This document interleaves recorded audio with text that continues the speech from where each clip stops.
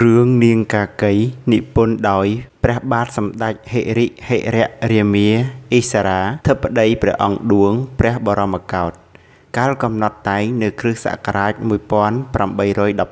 បោះពុម្ពផ្សាយដោយពុទ្ធសាសនបណ្ឌិតនៅពុទ្ធសករាជ2509ត្រូវនឹងគ្រិស្តសករាជ1934ជាប្រភេទប្រឡំលោកបុរាណប្រភេទកាព្យនិទានមានចលនាពុទ្ធនិយមคล้ายប្រភពបកប្រែពីភាសាសៀមតួអង្គនៅក្នុងរឿងនាងកាកីរួមមានព្រះបាទព្រហ្មទត្តស្ដេចសោយរាជ្យនៅនគរពិរិណសីនាងកាកីមហេសីព្រះបាទព្រហ្មទត្តត្រូវព្រះបាទព្រហ្មទត្តបណ្ដែតពងពាយគុណធនមន្ត្រីចំណិតព្រះបាទព្រហ្មទត្តគ្រុឌស្ដេចនៅនគរសិម្ពលីឥសីអ្នកចិញ្ចឹមនាងកាកី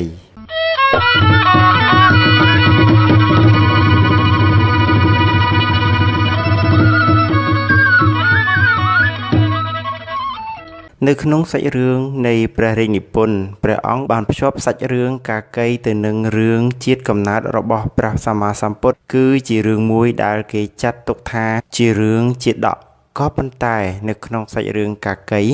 គឺជារឿងមួយលាតត្រដាងថ្លាថ្លៃអំពីសេចក្តីស្នេហារាគៈតណ្ហាកាមគុណរៀបរាប់អំពីសម្រស់នារីដ៏ស្រើបស្រាលសោយសុខក្នុងកាមកិលេសដ៏សុខមនោរម្យនោះផងដែរដូច្នេះរឿងកាកីគឺជារឿងជាដកម្យ៉ាងคล้ายដែលអ្នកនិពន្ធធ្វើឲ្យអ្នកអានមានអារម្មណ៍ជំពាក់ជំពិនក្នុងសេចក្តីស្នេហា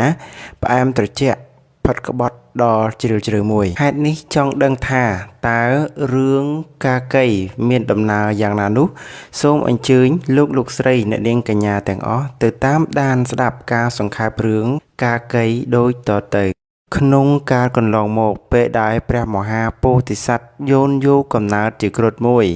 ដែលមានឫទ្ធិបារមីខ្លាំងអស្ចារ្យស្ថិតនៅឯលើភ្នំព្រះសុមេរុក្នុងគ្រានោះដែរក៏មានព្រះមហាក្សត្រមួយអង្គទ្រង់ព្រះនាមព្រហ្មទត្តសោយរាជ្យសម្បត្តិនៅនគរពិរិណសីទ្រង់មានអាមាត្យម្នាក់ឈ្មោះថាគុណធនមានឫទ្ធិសិលសាស្ត្រដ៏ខ្លាំងពូកែឮល្បីពេញអស់ភពផែនផងទាំងឡាយមិនមែនប៉ុណ្ណោះគុណធនក៏ចេះទាំងដេញពិនចេះទាំងច្រៀងល្បិចល្បោយតែងការព្យាបានយ៉ាងស្ទាត់ជំនាញទៀតផងព្រះអង្គទ្រង់មានមហេសីមួយអង្គព្រះនាមកែវកាកីមានរូបឆោមលោមពណ៌យ៉ាងស្រស់សោភាល្អគ្មានស្រីណាផ្ទឹមបានឡើយកាកីបានកើតកាយចេញពីផ្កាកនិកាដូច្នេះហើយទើបខ្លួនប្រាណនាងជាប់ក្លិនក្រអូបឈ្ងុយឈ្ងប់ដោយលំអងគន្ធាបើនរណាម្នាក់បានរួមរស់ស្នេហាជាមួយនឹងនាងហើយលុះ7រាត្រីទើបក្លិនក្រអូបដោយយល់អង្គគន្ធានោះស្ដេចព្រហ្មទត្តទ្រង់ចូលចិត្តលេងបាសកាជាល្បែងសម្រានចិត្តថ្ងៃមួយស្ដេចគ្រុឌបានប្រែខ្លួនជាបុរសមានមុខមាត់ស្អាតបាតរាងសង្ហាតែងខ្លួនមកលេងល្បែងបាសកាជាមួយព្រហ្មទត្តជាប្រចាំនាងកាកីជាអគ្គមហេសីចូលមករកស្ដេចព្រហ្មទត្តនៅចុងរោងបាសកាគ្រាន់តែបានឃើញកំឡោះគ្រុឌនោះភ្លាមកើតចិត្តបែតតីចង់បានជាស្វាមីក៏ញញឹមដៀងភ្នែកមើលចំហៀងផងមើលចំផងលុះខ្សែភ្នែកប៉ះចំគ្នាក៏ញញឹមដាក់បប្រៃធ្វើឲ្យគ្រុឌញាប់ញ័រអស់ហារតីកើតសេចក្តីស្នេហាចំពោះនាងជាពុនពេកលុះឃើញថាគ្រុឌឆ្លក់វង្វេងសម្លឹងនាងមិនជប់ហើយកាកីក៏ធ្វើជាធ្លាក់ស្បៃដែលគ្របដណ្ដប់លើរាងកាយធ្វើឲ្យសុដន់ទាំងគូរបស់នាងបានបង្អួតបង្ហាញចំពោះភ្នែកគ្រុឌដែលតាមសម្លឹកគ្មានឈប់នឹកគ្រុឌឃើញសុដន់ណានក្តន់អរាព្រួយចិន្តាស្រាវស្រាប់ប្រតិព័ទ្ធរាត្រីស្ងាត់ស្ដេចគ្រុឌចូលមកយកនាងកាកីដល់កន្លែងក្រសាលបន្ទុំនាងខ្លែងសំងំពុំស្ដីវិចារគ្រុឌបីត្រកងនាងហោះហើរទៅកាន់ស្ថានសួគ៌របស់ខ្លួនហើយដាក់នាងលើក្រឡាសាយនាបបោះអង្អែលថ្នាក់ថ្នមនាងដោយសេចក្តីស្នេហាអ្នកទាំងពីរសាសងវិចារស្នេហាដោយប្រការផ្សេងចំណែកឯស្ដេចព្រហ្មទត្តកាត់ទុករិញរៃព្រោះបាត់អគ្គមហេសីថ្លៃស្មើជីវិតទ្រង់ចូលមករកគុណធនដើម្បីរកវិធីសាស្ត្រនាំយកនាងមកវិញ គន្ធនតបវិញថាក្នុងរយៈពេល7ថ្ងៃនឹងយកនាងត្រឡប់មកវិញដោយយល់ថាស្ដេចគ្រុឌបានសន្យានឹងមកលេងបាសការៀងរាល់7ថ្ងៃម្ដងគ្រប់7ទិវារាត្រីស្ដេចគ្រុឌវិលត្រឡប់មកលេងបាសកាតាមសន្យាលុះលេងហើយវិលទៅកាន់ស្ថានសុគិលីរបស់ខ្លួនគន្ធនប្រែកលាជាស្រមាល់ទុំនឹងរោមគ្រុឌស្ដេចគ្រុឌសេពមុនគេថាបាក់ស្វីចូលទៅសម្រើក្លបែងស្នេហាជាមួយនាងកាកីដោយដែលធ្លាប់លុះអរុណោទ័យស្ដេចគ្រុឌចេញពីគ្រែសាយនាស្នេហាទៅកំសាន្តរីករាយក្នុងសួនលុម្ពិនីគន្ធនបានឱកាសល្អលួចចូលមករកនាងកាកីនាងគិតថាប្រហែលជាស្ដេចព្រហ្មទត្តប្រើឲ្យគន្ធនមកយកនាងត្រឡប់ទៅវិញហើយទើបសម្ដែងអាការៈតាមបែបមាយាស្ត្រីដាក់គន្ធនធ្វើឲ្យគន្ធនវង្វេងស្មារតីដោយកាមទេពរបស់នាងអ្នកទាំងពីរស្រាបស្រាលកំសាន្តដោយល្បែងស្នេហាអស់7ទិវារាត្រីគ្រប់កិច្ចសន្យាស្ដេចគ្រុឌវិលមករកលេងបាសកាជាមួយស្ដេចព្រហ្មទត្តដោយសពដងចំណែកឯគន្ធនប្រែកលាជាមនុស្សចូលមកទូស្ដេចព្រហ្មទត្តអំពីសេចក្តីស្នេហារបស់នាងកាកីជាមួយស្ដេចគ្រុឌ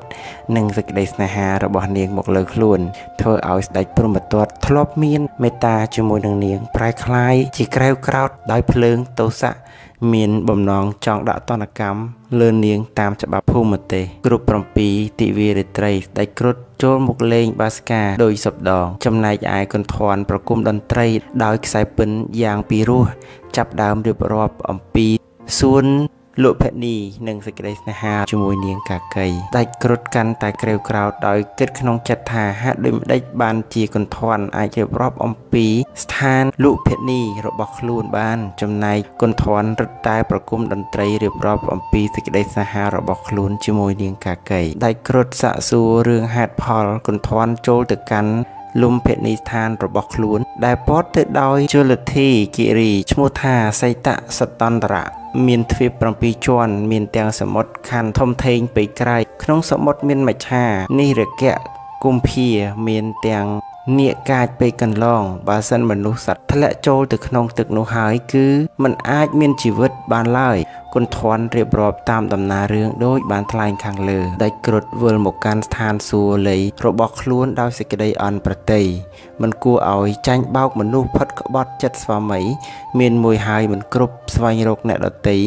មកបន្លែងបំរើភ្លើងកាមតណ្ហាមិនចេះស្កប់ស្កល់ហើយចាប់យកនាងកាកីមកកាន់បុរីអង្គររបស់ស្ដេចព្រហ្មទត្តទោះបីជានាងកាកីសូមអង្វរសូមក្តីមេត្តាយ៉ាងណាក៏ដោយស្ដេចព្រហ្មទត្តដឹងរឿងហេតុពិតតែទុកឲ្យនាងកែខ្លួនព្រមសារភាពតែនាងបែរជាកែយករួចខ្លួនស្ដេចព្រហ្មទត្តរឹតតែក្រេវក្រោធជាងទ្វេមេត្តាអភ័យឲ្យនាងហើយបែរជានាងមិនព្រមសារភាពនៅកំហុសរបស់ខ្លួនហើយបញ្ជាឲ្យអាមាត្យយកនាងទៅបណ្ដែតចោលកណ្ដាលសមុទ្រនាងរំពៃក្នុងចិត្តថាអ្នកណាលូកភ្លើងអ្នកនោះនឹងក្តៅអ្នកណាសាងកម្មនោះនឹងតាមសងវិញមិនខានដោយរូបខ្ញុំ